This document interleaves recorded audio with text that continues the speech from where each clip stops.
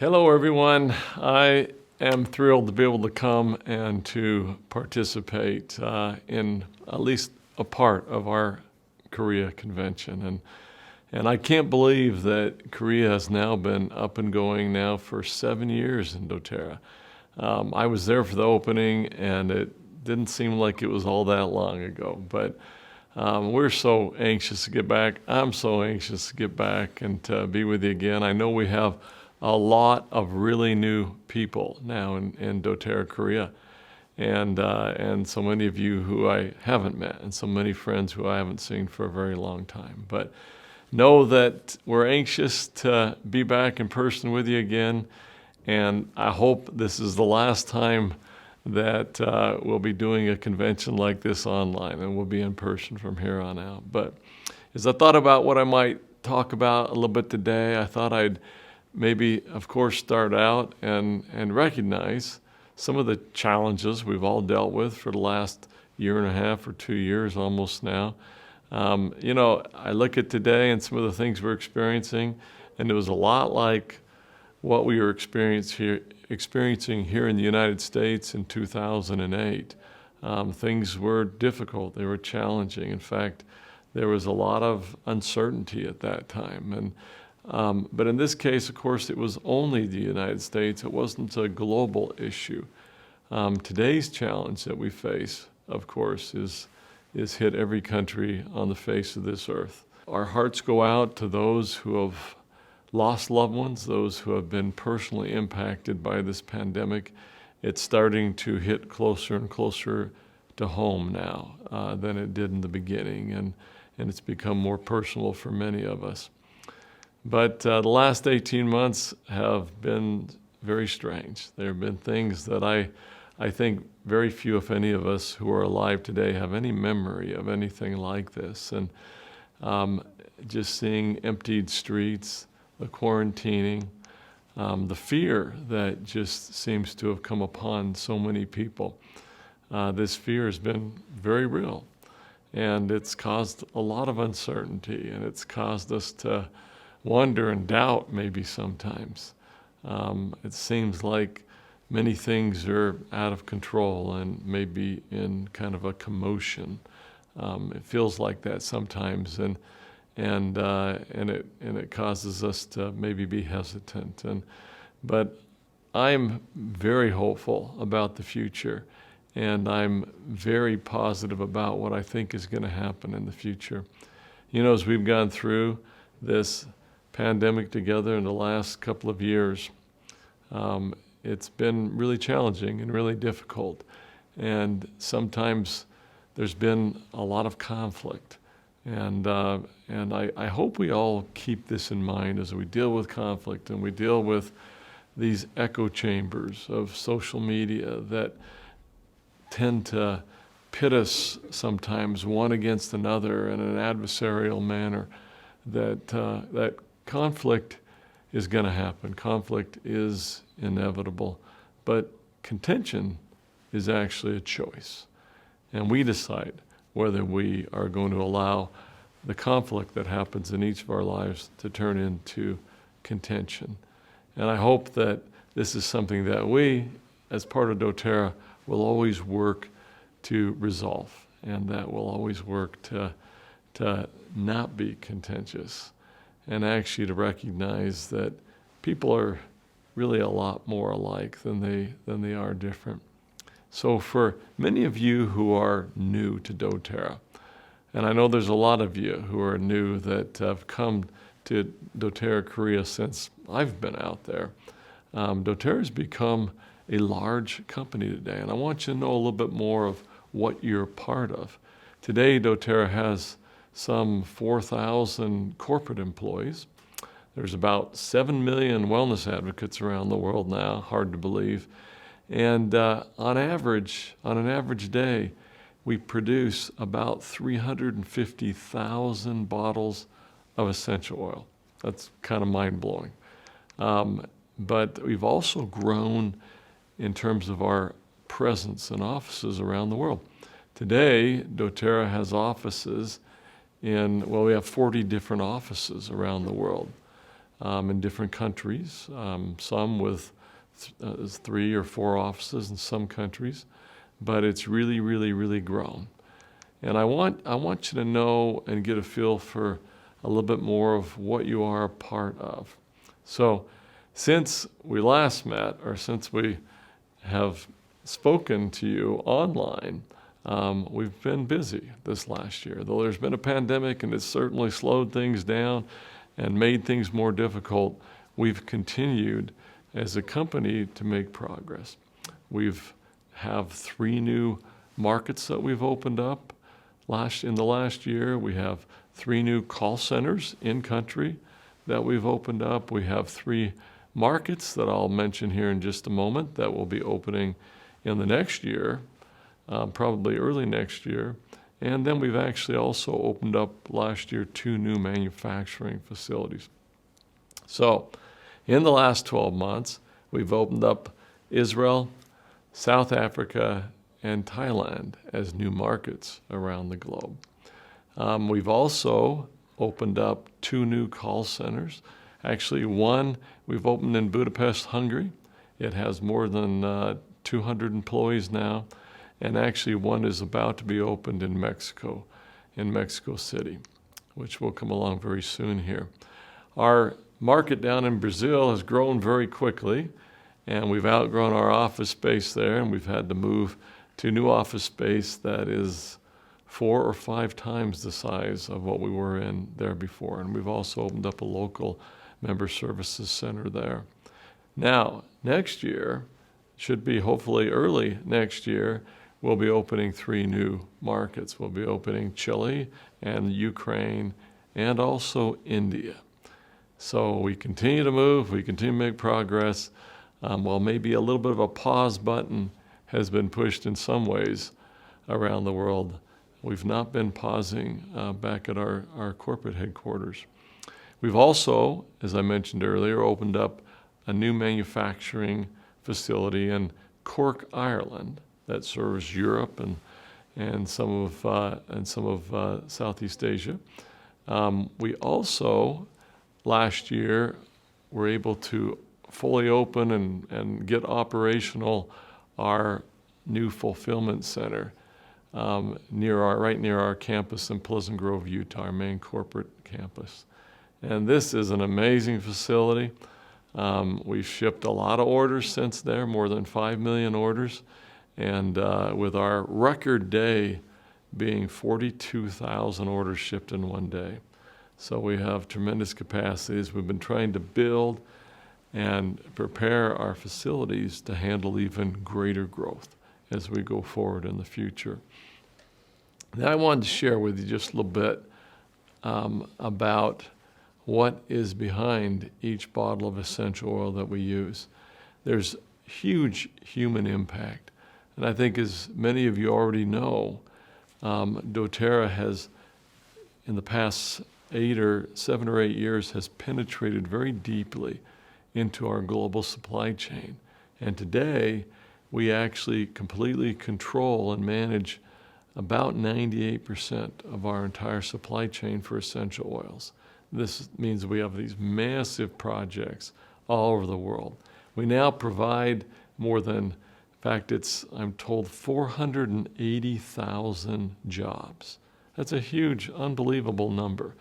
But we now employ 480,000 people in the growing, harvesting, distilling of our essential oils around the world. And so this means that we have this opportunity to have huge economic impact in lots of different places around the world. This has become something that has our hearts and minds. It's such a big part of the ethos and the culture of what we do now. Now, when we go into a country and we start one of these big co-impact sourcing projects, part of that impact, of course, is giving back. We always are looking to the people, and we always are asking that question, what do you need? We don't, of course, go in there pretending that we know what they need. We always ask them, what do you need? And of course, the needs for our harvesters and the people who are growing our essential oils, They're different in different parts of the world. Sometimes it's schools that we build, sometimes it's hospital clinics, sometimes it's water systems, sometimes it's orphanages, many different things that we've done around the world. But I want to share one that is near and dear to my heart that I was involved in just a few months ago, actually. A few months ago, I had the opportunity to be in Somaliland, out in Ergavo, where we built a new hospital. And this is probably the biggest single event that we've ever done in Doterra, and certainly the most difficult. It was an amazing experience. And for those of you who are maybe a little bit newer, I want to take you back and share with you a little bit about our history in Somaliland. You know, Emily Wright and I first traveled to Somalia in 2014, so about 7 years ago. And we flew out of Nairobi, Kenya, in this little small airplane, this little single propeller airplane. And we flew from there across Ethiopia and landed in Bosaso, a port city in the area, the province area of Puntland. And that was our first trip to Somalia, as we were looking to shore up our supply of frankincense. And that frankincense, I think as many of you know, frankincense comes from the frankincense resin, or the frankincense tears as they call it sometimes, which is the sap that comes from the trees. And this picture that I have here is of a bunch of women who are sorting the frankincense resin into different grades. And the frankincense historically was brought down to port cities way out of the mountains, down to port cities like Bosaso, and there, of course, it was sorted and sent around the world. Well, when we came and we experienced this, we learned a lot 7 years ago, and we were able to procure the relationships and set up the massive co-impact sourcing projects that allow us to provide the beautiful frankincense oil that we have today.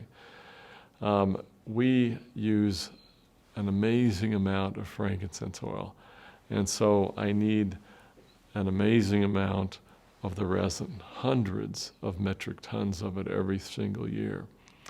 As we worked in Somaliland, where we have almost 75% of our frankincense come from, we went to them originally and we asked, what do you need?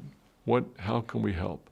Well, in these very remote areas, out where the frankincense trees are, and these remote villages, they wanted to educate their children. They didn't have any real means of education. And so we agreed to do that, as long as they would educate 50% girls and 50% boys. In Somaliland, in Somalia, they don't put as high a priority on educating their girls and their women as they do their boys. And so this is something we insisted on, which they did. And so in the schools today, we educate 50% boys and 50% girls. So in the first school, which we finished in 2015, in Udawane, it actually teaches more than 215 kids. We built another school the following year in Childebert in 2016, and it's doing very well. But as we continued to work out in this region, we became aware of even a more serious need, and that was health care. They simply didn't have any health care out in this very remote area of Somaliland, where we were getting most of our frankincense. And so, as some of you know, they have one of the highest, if not the highest, mortality rate in children at childbirth, and to the age of 5, or 1 in 10 children will die. Also, they have a very high mortality rate in women. It's very dangerous, to be pregnant and have children in Somaliland. There's many problems and many issues that can happen, of course, and many mothers and women die in childbirth. And this simply isn't necessary. It can be prevented. And so we decided that we were going to build a hospital. Now, I've thrown an old slide up here because I want you to notice the date down in the bottom right-hand corner of this slide. When we started on this project, we knew it was a big project. We knew it would be difficult to build something like this out in this part of the world. But we thought that we could be done with this project by the spring of 2018. Well, it didn't quite go that way. This is a very challenging part of the world, and we finally were able to complete this project just this last spring in 2021. So it took us a few years longer than we originally thought it would take. But a few months ago, Dr. Russell Osgothorpe and I set out to travel out to where we were building the hospital. And we flew into Hargeisa, the capital of Somaliland, and then we traveled up to Berbera, down to Buro, and then out to Aragavo. It took 2 days traveling to get out to Aragavo and 2 days traveling to get back. This trip was an amazing trip, and of course we also went out and visited some of the frankincense villages up in the mountains where we get our frankincense. I snapped this picture here of a typical home that our frankincense harvesters will live in. This picture here is what the frankincense resin looks like right after it's harvested, before any of the impurities are taken out of it. It's an amazing country. It's a rugged country. So we hike up in the mountains where the frankincense trees are at, but it has an amazing people as well. Well, as I mentioned, we were successfully able to complete this project, and we were able to do the ribbon cutting. And this is a project that you have to understand. Even the World Health Organization, when they heard about this, they were completely shocked and amazed. It had been tried for several decades by different groups to provide health care out there, and it had always failed. But we were able to do this in a very successful manner. And when you get out in these places in Africa, there's many challenges. Things like spinal bifida that is pretty much gone from countries like the United States or like Korea. It's simply solved with proper prenatal nutrition. This is something they don't have in places like Africa, and it causes all kinds of challenges. It's amazing what you see when you go in to these hospitals. This is a picture of our hospital, some of the grounds on opening day. There was a line that started at 6 a.m. in the morning and stretched on well outside of our gates. This is an amazing facility with operating theaters and state-of-the-art equipment for taking care of premature children and so forth. We in its first month of operation, this hospital saw 2,000 patients. Did multiple cesarean sections where the women would have died otherwise. And this picture of this little boy, he was one of the very first patients that we met. And he's a little 5-year-old boy, had been kicked in the head by a camel, and his skull had been fractured and had been depressed. And our surgeon was able to go in and remove the fluid, take the bones out, and then rebuild an area of his skull there, and this little boy is doing fine today. And so this hospital, this is what it looks like today, the compound. It is a very, very busy place, and something I hope that all of you can take a lot of pride in. Doterra's done dozens and even hundreds of projects around the world today. This is, like I said, a big part of what we do as a part of the sourcing and with healing hand efforts and so forth. Today, there are less children who are going to die at childbirth or in their early stages of life because of this hospital out here. This hospital provides health care for 500,000 or 600,000 people that don't have access to any health care today. Also, because of this hospital, we have mothers who are also going to survive that wouldn't otherwise. And this is what we do. We love what we do. There is a lot behind every single bottle of essential oil that you use. And I hope you realize this and you recognize this, that when you're using a bottle of frankincense oil, there's so much that goes into the procurement of that resin, getting it down to where it can be distilled and finally delivered to you. There's so much that goes into this, and there's so much good that happens as well in blessing many, many, many lives around the world today. I love this statement, and I'll maybe end with this, that never believe that a few caring people can't change the world, for indeed, that's all who ever have. This is what we do. This is something that I wanted, especially many of you who are newer to Doterra, to understand. We do a lot of this sort of thing around the world. We love the essential oils.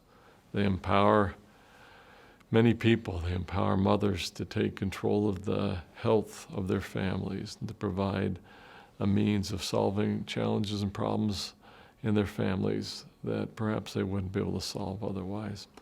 We hope that all of you are doing well and that you look forward to the future with a lot of resilience and a lot of hope. And keep in mind, I hope, that you always remember that Doterra as a culture is about building individuals, teams, groups, families. We're about bringing people together. We're about providing ways in which people can feel like their lives matter, like they have relevance, like they're doing something worthwhile in the world. This is something that's very, very important to us, part of the culture that we have in Doterra. So thank you for letting me, at least online, come and share a few thoughts with you today. I look forward to being out and being able to be with you again in person. So until then, thank you.